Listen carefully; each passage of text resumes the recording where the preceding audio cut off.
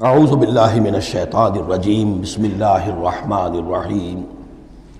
واختار موسیٰ قومہ 70 رجلا لمیقاتنا۔ اب ایک تو سزا دے دی گئی، ایک تو پرج ہو گئی، اور یہودی جو ہیں جنہوں نے کہ آخری وقت تک اس کے اوپر قائم رہے انہیں قتل کر دیا گیا۔ اب اس کے بعد ایک اجتماعی توبہ کے لیے حضرت موسیٰ علیہ السلام نے اپنی قوم کے 70 سرکردہ افراد کو لیا، واختارا چن لیا۔ اختار موسیٰ قومہ 70 رجلا لمیقاتنا، اللہ تعالیٰ ہی نے طلب فرمایا ہے، ہمارے وقت مقررہ کے لیے چن لیے موسیٰ نے اپنی قوم میں سے 70 سرکردہ افراد۔ فلما اخذتهم الرجفۃ، جب وہ آئے ہیں کوہ طور پر یا اس کے قریب، تو ان کے اوپر کپ کپی طاری ہو گئی یا زلزلے نے آ پکڑا، یعنی وہ ایک سخت ترین جو ہے ان کے لیے پھر خوفناک صورت پیدا کر دی گئی۔ قال رب، حضرت موسیٰ نے عرض کیا پروردگار، لو شئت اہلکتہم من قبل وایایا، اگر تیری مشیت یہی تھی تو اس سے پہلے ہی ہمیں بھی ہلاک کر سکتا تھا، مجھے بھی کر سکتا تھا، انہیں بھی کر سکتا تھا۔ خطا کار تو ہم ہیں، غلطی ہوئی ہے، لیکن بہرحال ہم نے اتنا بڑا کفارہ بھی دے دیا ہے، اپنی قوم کے اتنے لوگوں کو اپنے ہاتھوں ذبح بھی کیا ہے، لیکن یہ کہ اگر ہلاک ہی کرنا تھا جو اس وقت شکل ہو رہی ہے تو پہلے قدم پر بھی تو ہلاک کر سکتا تھا۔ لو شئت اہلکتہم من قبل وایایا، اگر تو چاہتا تو ہلاک کر دیتا ان سب کو بھی اور مجھے بھی۔ اتہلکنا بما فعل السفہاء منا، کیا تم ہمیں ہلاک کر دے گا ہمارے کچھ بے وقوف لوگوں کی حرکت کی وجہ سے؟ ہمارے ہاں کچھ بے وقوف تھے جنہوں نے حرکت کی تھی، اور ان کی وجہ سے کیا پوری قوم کو ہلاک کر دے گا؟ ان ہی الا فتنتک، نہیں یہ تیری طرف سے ایک آزمائش ہے۔ تضل بہا من تشاء، تو گمراہ کرتا ہے اس کے ذریعے سے جس کو چاہتا ہے، وتہدی من تشاء، اور ہدایت دیتا ہے جس کو چاہتا ہے۔ انت ولینا، تو ہمارا ولی ہے، ہمارا ساتھی ہے، پشت پناہ ہے، مولا ہے۔ فاغفر لنا، بس ہمیں بخش دے، ہماری گناہ کو معاف فرما، ورحمنا، ہم پر رحم فرما، وانت خیر الغافرین، اور یقیناً تمام بخشنے والوں میں تو سب سے بہتر بخشنے والا ہے۔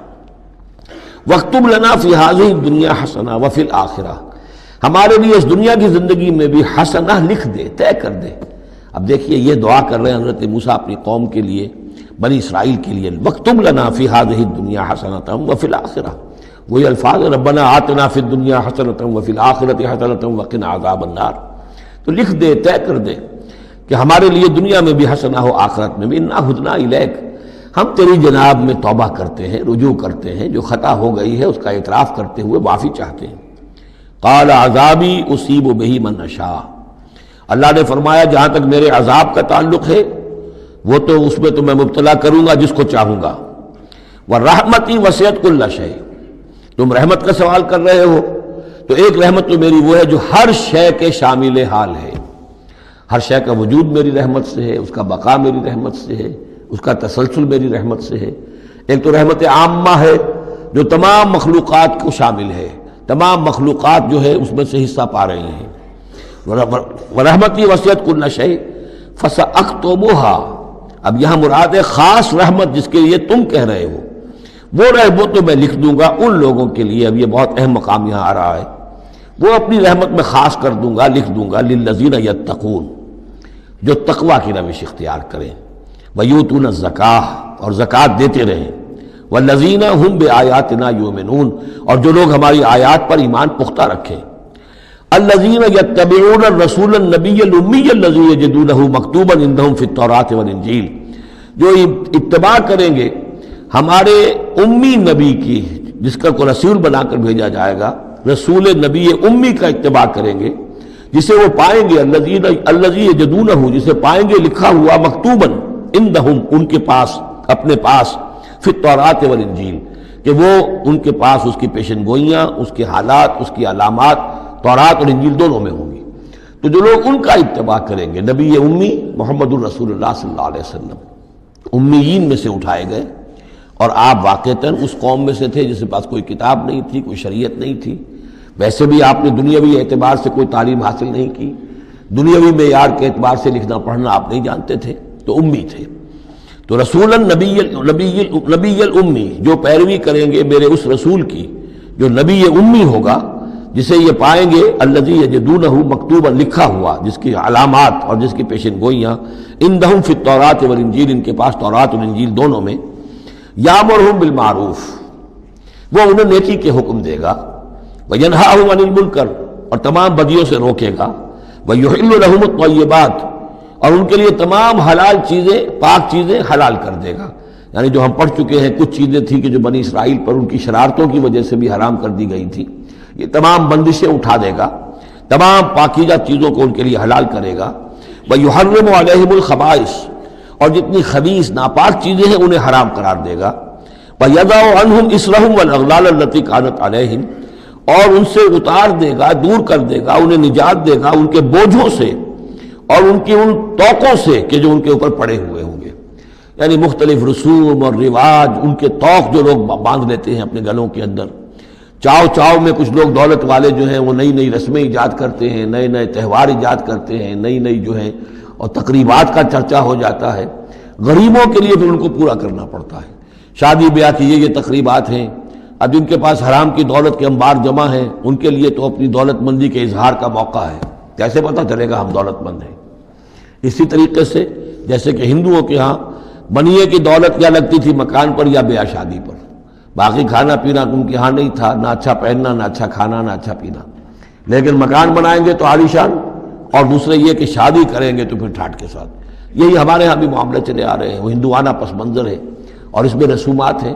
اب یہ امیروں کے لیے تو چونچلے ہیں، غریبوں کے لیے یہ اسر اور اغلال ہیں۔ اسر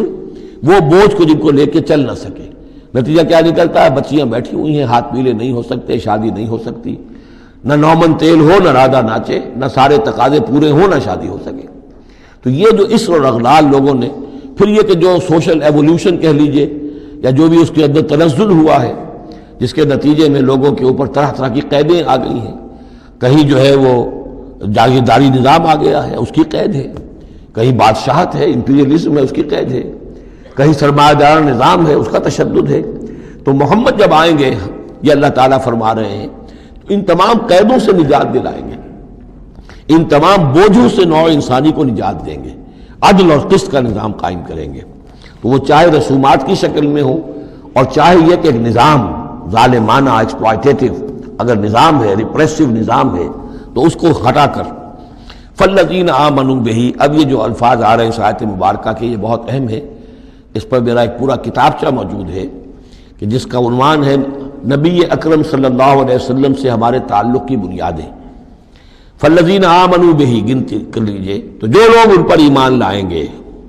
پہلی شرط ہے ایمان، وعزروہ، اور ان کا ادب کریں گے، ونصروہ،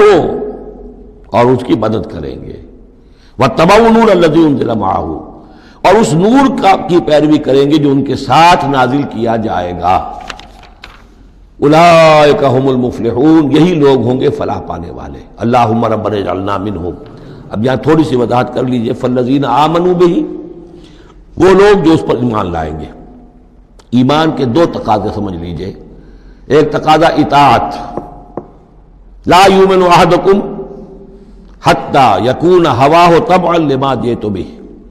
تم میں سے کسی شخص کا مجھ پر ایمان نہیں ہے جب تک کہ اس کی خواہش نفس تابع نہ ہو جائے اس کے جو میں لے کر آیا ہوں، جو احکام میں لے کر آیا ہوں۔ تم اگر جب ایمان رکھتے ہو کہ میں اللہ کی طرف سے لے کر آیا ہوں تو تمہیں ان کو ماننا ہے۔ لا یؤمن احدکم حتی یکون ہواہ تبعا لما جئت بہ۔ دوسرا تقاضا، لا یؤمن احدکم حتی اکون احب الیہ من والدہ وولدہ والناس اجمعین، تم میں سے کوئی شخص مومن نہیں ہو سکتا جب تک کہ میں اسے محبوب تر نہ ہو جاؤں، اپنے باپ سے بھی، بیٹے سے بھی، تمام انسانوں سے۔ تو ایک غائب درجے میں اتباع اور اطاعت، اور دوسرے غائب درجے میں محبت محمد رسول اللہ صلی اللہ علیہ وسلم کی، یہ ایمان کے تقاضے ہیں۔ اب اس کا نتیجہ خود بخود نکلے گا، پھر آپ کی تعظیم ہوگی، عظمت ہوگی، آپ کا نام جہاں سنیں گے درود آپ پڑھیں گے، یہ ساری چیزیں جو ہیں، اور یہ کہ جہاں آپ کا کوئی قول آپ کو سنایا جائے فوراً زبان بند ہو جانی چاہیے۔ پھر یہ نہیں کہ اپنی عقل جو ہے آدمی لڑا رہا ہے، ہاں اس کی تحقیق ہو سکتی ہے کہ واقعتاً یہ حضور نے فرمایا یا نہیں فرمایا، یہ حدیث ضعیف ہے، مضبوط ہے، کیسی ہے، لیکن اس وقت خاموش ہونا ضروری ہے۔ جب کسی نے کہا یہ حدیث ہے، ہو سکتا ہے کہ حدیث صحیح ہو اور حضور کی طرف اس کی نسبت جو ہے وہ صحیح ہو، مضبوط ہو، لہذا فوری طور پر اپنی زبان بند کر دینا یہ ادب کا تقاضا ہے۔ تو عزروہ ہو ونصروہ ہو، اور مدد کریں۔ مدد کس کام میں؟ حضور نے ذاتی تو اپنی کوئی امپائر بلڈ نہیں کی، نہ آپ نے اپنے لیے کوئی جاگیر بنائی، نہ کوئی جائیداد بنائی، کس کام کے لیے نصرت چاہیے تھی؟ اللہ کے دین کے لیے۔ اس کے غلبے کی جد و جہد، اس کے لیے بھیجے گئے محمد صلی اللہ علیہ وسلم، هو الذی ارسل رسولہ بالہدی ودین الحق لیظہرہ علی الدین کلہ، اور اس کے لیے پکار ہے من انصاری اللہ، یہ میرا فرض منصبی ہے، اللہ کا دین مجھے غالب کرنا ہے، یہ میری ذمہ داری ہے، کون ہے جو میرا ہاتھ بٹائے، میرا مددگار بنے؟ تو یہ میدان اب بھی کھلا ہوا ہے، دین پہلے غالب ہوا تھا پھر مغلوب ہو گیا، اور اب تو مغلوب ہے پوری دنیا میں، کہیں بھی ہم ایک انچ زمین نہیں دکھا سکتے جہاں کہہ سکے دنیا سے، نوع انسانی سے کہ آؤ اور دیکھو یہاں یہ اصل دین موجود ہے بتمام و کمال۔ تو وہ مشن جو ہے محمد رسول اللہ صلی اللہ علیہ وسلم کا، وہ اب بھی زندہ ہے، لہذا اس کی مدد کرنی ہے۔ وَاتَّبَعُوا النُّورَ الَّذِي أُنزِلَ مَعَهُ، اور اس مشن کی تکمیل میں جو راستہ ہے، جو طریقہ اللہ نے بتایا ہے، وہ اس قرآن کے ذریعے سے ہے، تذکیر قرآن سے، تبلیغ قرآن کی، انذار قرآن سے، تبشیر قرآن سے، تعلیم قرآن کی، یتلو علیہم آیاتہ ویعلمہم الکتاب والحکمۃ ویزکیہم، اس کے ذریعے سے لوگوں کو کھینچو، لوگوں کو نکالو گندگیوں میں سے اور اندھیروں میں سے، لوگوں کے اندر ایمان کی شمع روشن کرو، پھر انہیں منظم کرو، جمع کرو، پھر باطل سے ٹکراؤ۔ فالذین آمنوا بہ وعزروہ ونصروہ واتبعوا النور الذی انزل معہ، تو جو لوگ ان پر ایمان لائیں گے اور ان کی تعظیم کریں گے اور ان کی مدد کریں گے اور اس نور کی پیروی کریں گے جو ان کے ساتھ نازل کیا جائے گا، یعنی قرآن مجید حضور کے ساتھ یہ نازل کیا گیا، بھیجا گیا، اولئک ھم المفلحون، یہی لوگ ہوں گے فلاح پانے والے۔ صدق اللہ العظیم۔